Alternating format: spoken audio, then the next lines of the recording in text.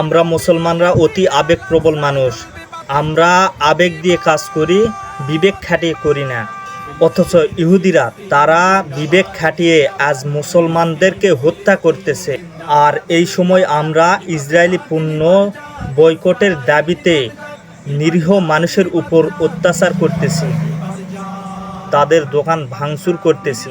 অথচ আমাদের মধ্য কেউ একটিবারও চিন্তা করে নাই যে এই ইহুদিদের পণ্যর ট্যাক্স সরকারও পায়, তাহলে এই ইসরায়েল পণ্যের লাইসেন্স বাতিল করে তাদের পণ্য বাংলাদেশে যেন ঢুকতেই না পারে, এই করজোর দাবি নিয়ে আমরা কেউ সরকারের কাছে আবেদন করি না।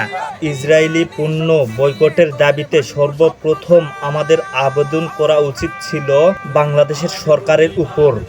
তিনি যেন সমস্ত ইসরায়েলি পণ্যের ইনপুট বন্ধ করে দেন, তাদের লাইসেন্সকে বাতিল করে দেন।